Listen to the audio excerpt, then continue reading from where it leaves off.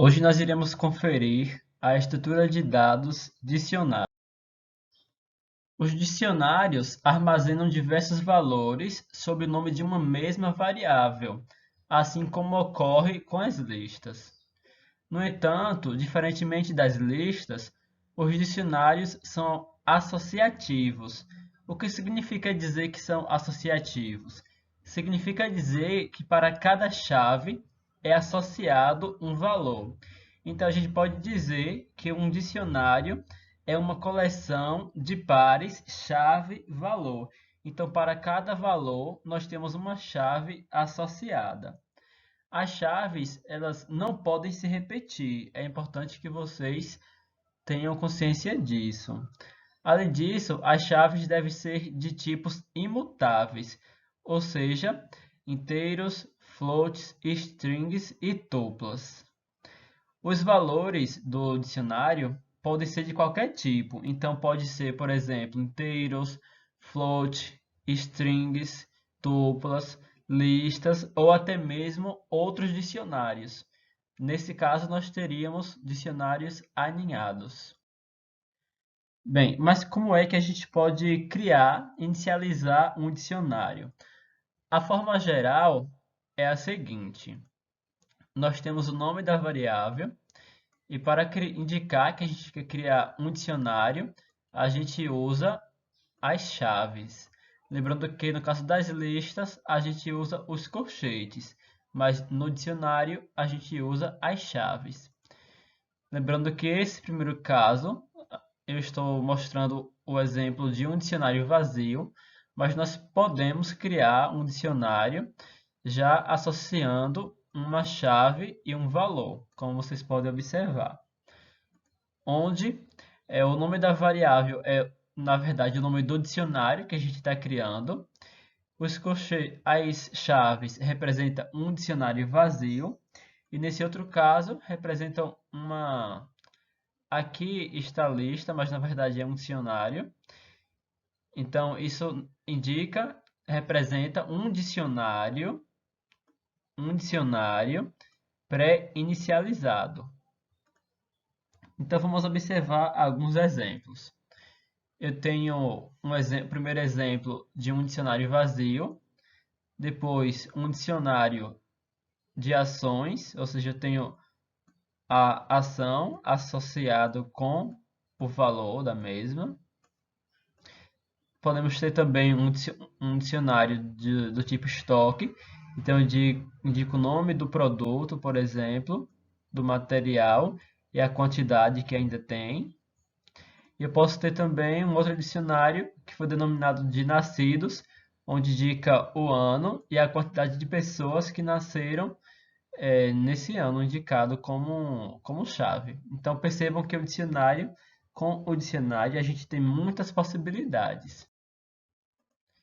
Então agora vamos conferir um exemplo de um dicionário capaz de armazenar valores de ações e no qual a gente vai denominá-lo de ações. Então aqui vocês podem observar a ilustração de um dicionário.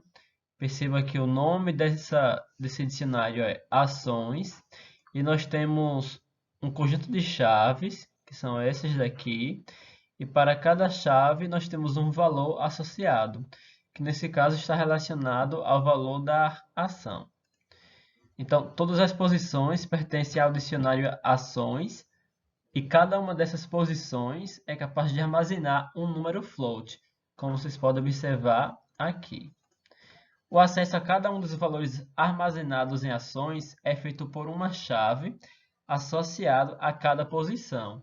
Então, para a gente acessar o valor, a gente vai utilizar o valor da chave. Mais para frente, a gente vai conferir como é que isso é realizado na prática. Na linguagem Python, essas chaves podem ser de diferentes tipos ou de um só tipo, desde que isso faça sentido no programa. Então, dependendo do contexto, você pode ter chaves que são inteiros, números fracionários ou strings, isso no mesmo dicionário. Vai depender muito do objetivo que você quer chegar.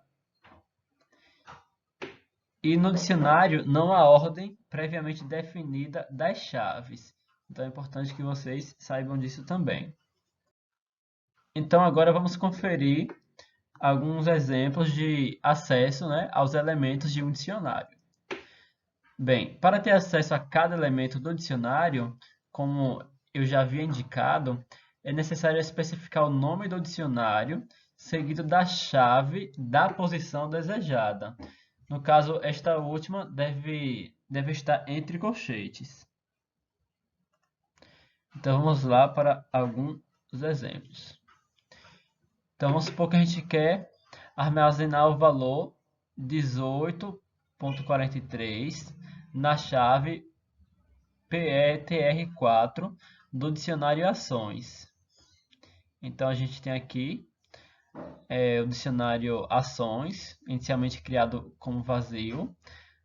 E aqui a gente indica a chave que a gente vai associar o valor 18.43.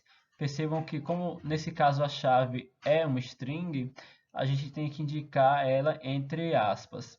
Então a gente coloca o nome do dicionário, como aqui está sendo indicado, seguido da chave da posição desejada, que nesse caso a chave tem que estar entre colchetes. Nesse caso a chave PETR4. Printando esse dicionário, nós temos aqui o valor que foi inserido. Então, agora como é que a gente poderia ler um número inteiro do teclado e armazenar na chave 2001 do dicionário Nascidos? Esse daqui é o dicionário Nascidos, atualmente ele contém esses dados. Então, para a gente adicionar, a gente indica a chave, nesse caso 2001, e a gente pede, através do input, que o usuário digite o valor. Então, ao digitar o valor, esse valor será associado à chave 2001, e printando esse dicionário, a gente vai observar que, de fato, o valor digitado pelo usuário, que nesse caso aqui, vamos supor que foi digitado o valor 500, perceba que agora associou-se o ano, ou seja, 2001, com o valor 500. E agora, como a gente viu nas listas, o que ocorre se a gente tentar acessar uma chave que não existe? Então, relembrando o nosso dicionário Nascidos, atualmente ele tem essa configuração, com essas chaves e valores associados. Então, vamos tentar mostrar um valor que esteja contido, que esteja associado à chave 2005. Mas antes percebam que essa chave 2005 não está presente no dicionário Nascidos. Então, quando a gente tentar printar esse dicionário, na verdade, será lançado uma exceção, um erro, vai indicar que existe um erro, uma vez que essa chave 2005 não existe. Então vai ser um erro do tipo keyError. Na aula de hoje foi isso. Na próxima, a gente vai conferir algumas ações em dicionários, se aprofundar em como adicionar, como remover, entre outras coisas.